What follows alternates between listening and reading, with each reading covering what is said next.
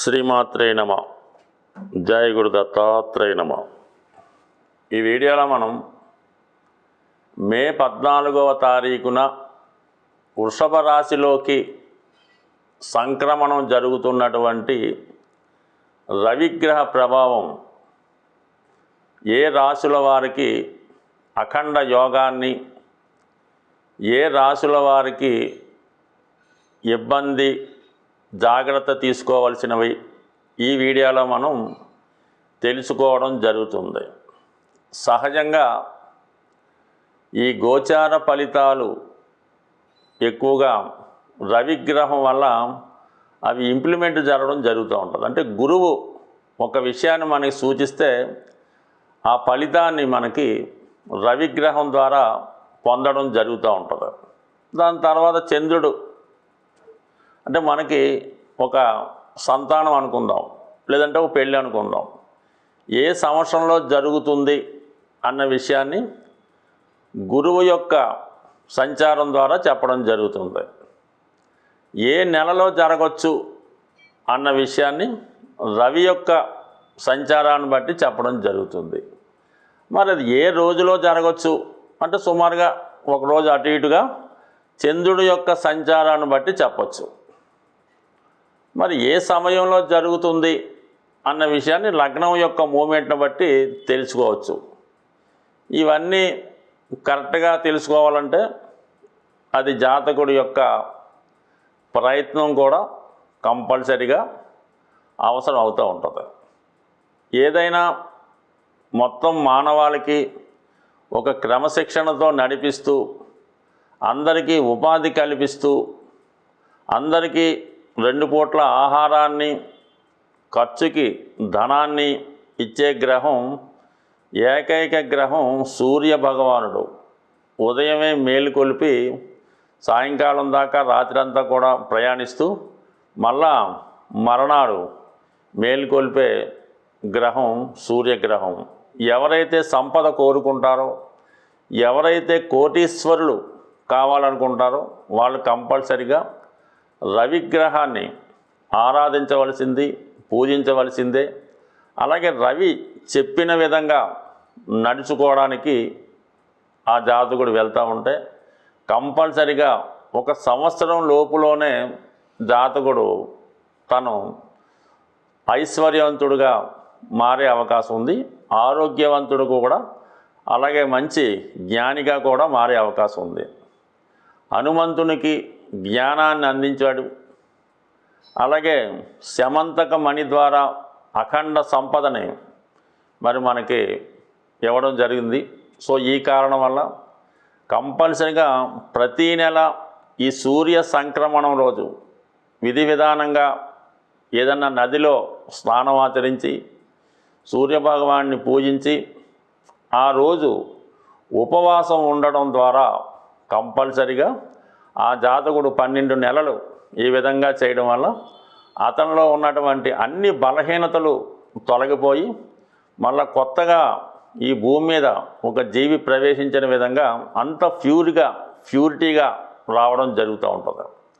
అటువంటి సూర్యభగవానుడు తన ఉచ్చస్థానం అయినటువంటి మేషరాశి నుంచి మనకి వృషభ రాశిలోకి ప్రవేశించాడు. అంటే సూర్యగమనం ఇప్పుడు స్వక్షేత్రం వైపు వెళుతుంది. అంటే తన యొక్క జన్మస్థానానికి చేరుకుంటుంది. కాబట్టి జాతకుడు తన డెస్టినేషన్ని, ఒక కర్తవ్యాన్ని, ఏదన్నా ఒక పని అనుకొని ఇది మనం సాధించాలి అనుకొని ఈ సమయంలో మీరు ప్రయత్నం చేస్తే మరి సూర్యభగవానుడు సింహరాశిలోకి వెళ్ళే సమయానికి మీ యొక్క కర్తవ్యం పూర్తి అవడం జరుగుతూ ఉంటుంది. మరి సూర్యభగవానుడు కేవలం అందరికీ కూడా 3, 6, 10, 11 స్థానాల్లో మాత్రమే శుభ ఫలితాలు ఇవ్వడం జరుగుతూ ఉంటుంది. మరి ముఖ్యంగా మీనరాశి వారికి 3వ స్థానంలో రావడం వల్ల ప్రభుత్వానికి సంబంధించినటువంటి సకల కార్యక్రమాలు నెరవేరుతాయి. అధికారులు, తండ్రి గారి యొక్క సహకారం లభిస్తుంది. ఇంటర్వ్యూలో విజయం సాధిస్తారు. ప్రభుత్వ లేదా ప్రైవేటు ఉద్యోగం వచ్చే అవకాశం ఉన్నది. అలాగే ధనుస్సు రాశి వారికి భాగ్యాధిపతిగా మీ యొక్క అదృష్టం మారబోతుంది. కోర్టు సమస్యల నుంచి బయటపడతారు, ఇంటర్వ్యూల్లో నెగ్గుతారు, ఆరోగ్యంగా ఉంటారు. ఎక్కడికి వెళ్ళినా మీ మాటకు విలువ పెరుగుతుంది, మీ యొక్క వృత్తిలో గౌరవం పెరుగుతుంది, హోదా విజయం లభించే అవకాశం ఉన్నది. దాని తర్వాత సింహరాశి వారికి దశమ స్థానంలో దిగ్బలుడై ఉండడం వలన వృత్తిలో చాలా నిష్పక్షపాతంగా చాలా కఠినంగా వ్యవహరిస్తారు, అదనపు బాధ్యతలు లభిస్తాయి. ఇది ప్రభుత్వ ఉన్నత అధికారులకి రాజకీయ నాయకులకి గౌరవాన్ని బాధ్యతని పెంచుతుంది. ఇక కర్కాటక రాశి వారికి లాభస్థానంలోకి రావడం వల్ల వారికి ప్రమోషన్ తప్పకుండా వస్తుంది.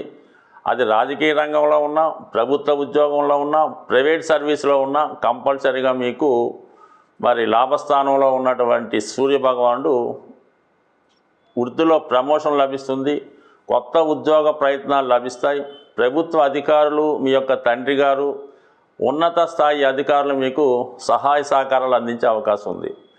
ఎవరి జన్మజాతకంలో రవి 11వ స్థానంలో ఉంటాడో వారి జాతకంలో ఉన్నటువంటి సమస్త దోషాలు సాల్వ్ అవడం జరుగుతూ ఉంటుంది. ఈ విధంగా ఈ 4 రాశుల వారికి మన సూర్యభగవానుడు ఐశ్వర్యాన్ని ఇవ్వబోతున్నాడు. వారి ప్రయత్నం ద్వారా వారి యొక్క బాధలు సమస్యలు తీరడం జరుగుతుంది. ఇక జాగ్రత్తగా ఉండవలసిన వారు తులారాశి వారు. వారికి అష్టమ స్థానంలో రావడం వల్ల ప్రభుత్వ అధికారుల వల్ల ఇబ్బందులు అవమానాలు జరిగే అవకాశం ఉంది. అలాగే ప్రభుత్వ అధికారుల ఒత్తిడి రైట్స్ లాంటివి జరిగే అవకాశం ఉన్నది. సడన్గా అనారోగ్య బారిన పడే అవకాశం కూడా ఉంటుంది.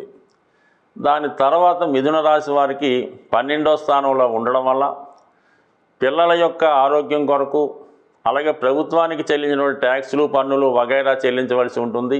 అన్నదమ్ములకి తోడబుట్టిన వారికి స్నేహితులకి సహకారం అందించవలసి ఉంటుంది.